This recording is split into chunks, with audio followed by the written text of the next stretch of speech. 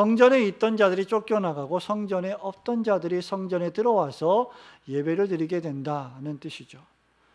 하나님이 원하시는 예배는 진실한 예배입니다. 눈물이 있는 예배, 마음이 있는 예배, 간절한 예배, 회개하는 예배였습니다. 그런데 멸망하기 전에 예루살렘 성전의 예배는 정교했고 화려했고 많은 제사의 예물들이 있는 최상의 예배였지만 그들은 입술로만 하나님을 경배할 뿐 마음은 하나님으로부터 멀었던 자들이었습니다. 선지자 미가는 미가서 6장 7절에서 이렇게 말합니다. 여호와께서 천찬의 순양이나 만만의 강물 같은 기름을 기뻐하실까? 내 허물을 위하여 내 맏아들을 내 영혼의 죄로 말미암아 내 몸에 열매를 드릴까? 하나님은 천천의 순양, 1000마리의 순양이나 만만의 강물 같은 엄청난 제물들을 통해서 얻은 기름을 기뻐하시지 않는다는 것입니다.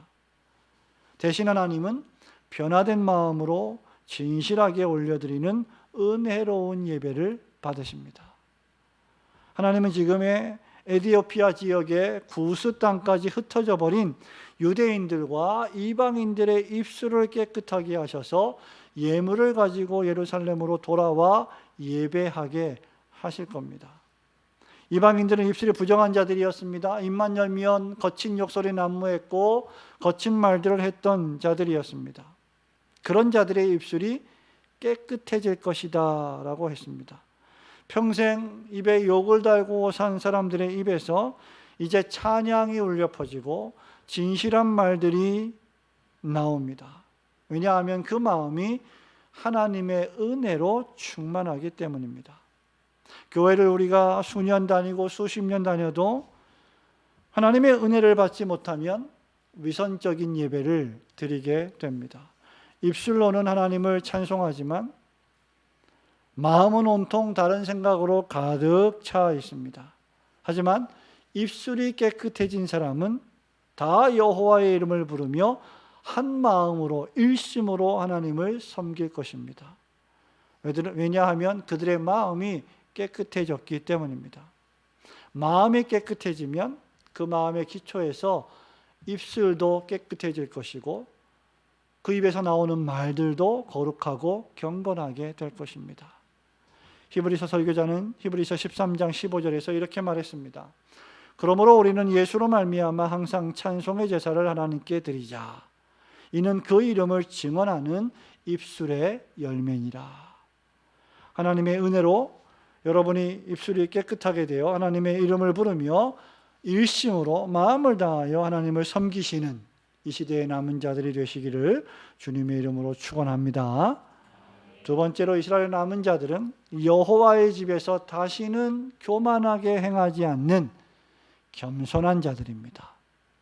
겸손히 하나님을 섬기는 자들이다 그 말이죠. 11절 말씀을 한 번 더 읽어볼까요? 그날에 시작. 그날에 내가 내게 범죄한 모든 행위로 말미암아 수치를 당하지 아니할 것은 그때 내가 내 가운데서 교만하여 자랑하는 자들을 제거하여 내가 나의 성산에서 다시는 교만하지 않게 할 것임이라. 아멘. 예루살렘 성전이 멸망을 당하고 새 예루살렘, 영적 예루살렘 성전에는 이제 교만한 자가 없을 것이라고 선포하십니다. 여러분, 유다 백성들이 거주했던 예루살렘이 멸망을 당한 가장 큰 이유는 무엇일까요? 그들이 교만했기 때문입니다. 그들이 잘난 체하고 뽐내며 건방지게 자신들을 높였기 때문입니다. 서지도 않았는데 늘 선줄로 생각했기 때문입니다. 인간 사회에서는 우리가 좀 잘난 체할 수도 있고 뽐낼 수도 있고 자신을 높일 수도 있습니다. 그리고 그런 인간 사회에서는 그런 사람들이 그냥 그런 대로 넘어갈 수도 있습니다. 그러나 하나님 앞에서는 결코 잘난 체하거나 뽐내거나 자신을 높이면 절대 안 됩니다. 왜냐하면 하나님께서 가장 미워하시는 것이 바로 자신을 높이는 교만이기 때문입니다. 교만이란 하나님의 자리에서 하나님을 밀어내고 자신이 하나님이 되고자 하는 탐심이요 우상숭배입니다. 유다 백성들은 사회적 약자들과 가난한 자들을 자신들과 비교하여 전부 죄인 취급했고 업신여겼습니다. 그들과 비교해서 자신들은 대단히 뛰어난 사람이요 도덕적으로 괜찮은 사람들이다라고 생각했습니다. 그들은 끝간데 없이 교만하여졌고 자신들이 옳다라고 생각했습니다. 여러분, 우리 성경에 보면 사랑은 뽐내거나 자랑하지 않는다 했습니다. 자신을 내세우거나 교만하지 않는다 했습니다. 그런데 유다 백성들은 틈만 나면 그들과 자신을 비교하면서 자랑하고 자신을 뽐냈습니다. 그런 자들을 향해서 하나님은 바벨론을 들어 심판하셨습니다. 그리고 이제 포로로 끌려가서 철저하게 낮아지게 하셨고 그 가운데 참으로 회개하고 진실되게 겸손한 자들을 다시 하나님의 백성 삼으셨습니다. 새 예루살렘에는 그래서 오직 겸손한 하나님의 백성들만 거하게 될 것입니다.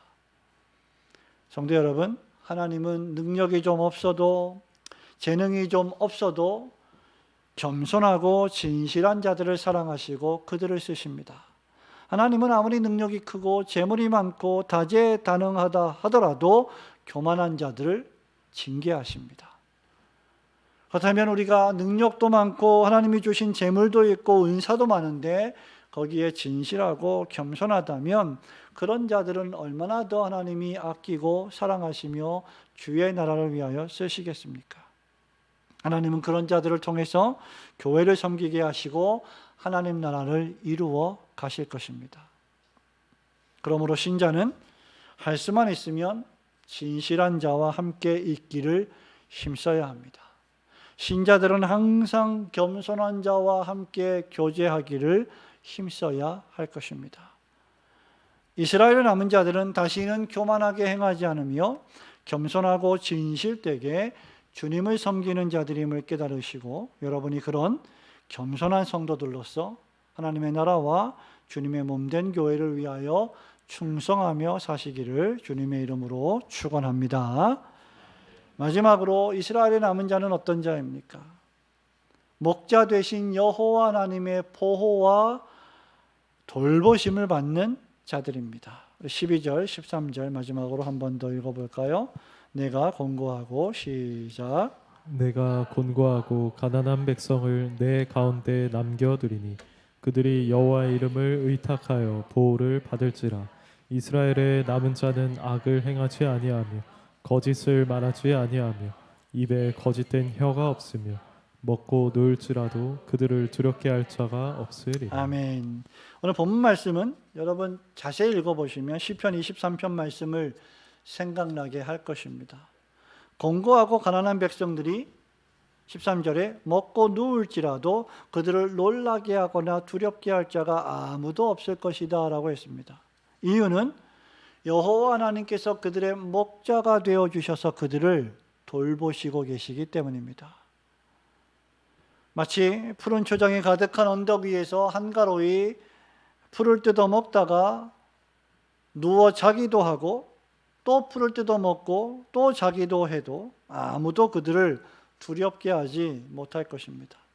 심지어 사망의 음침한 골짜기를 걸어간다 할지라도 그들은 해를 두려워하지 않습니다. 이유는 그들이 목자의 보호를 받고 있기 때문입니다. 여러분, 참된 양들은 철저히 목자를 믿습니다. 양들은 목자를 의지합니다. 양들은 목자를 따릅니다. 자기 목자를 따르지 않고 자기 목자를 의지하지 않는 양들은 없습니다. 양들은 목자에게 자기 생명을 맡깁니다. 예수님은 불신하는 유대인들을 향해서 요한복음 10장 26절과 27절에서 이렇게 말씀하시죠. 너희가 내 양이 아니므로 믿지 아니하는도다. 내 양은 내 음성을 들으며 나는 그들을 알며 그들은 나를 따르느니라고 했습니다.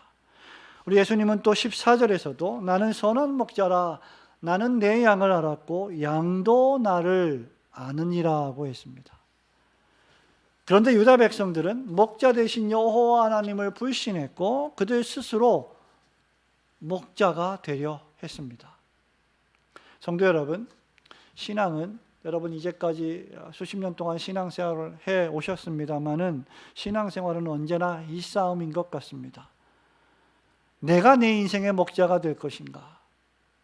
아니면 목자 되신 하나님께 내 인생을 전적으로 맡길 것인가?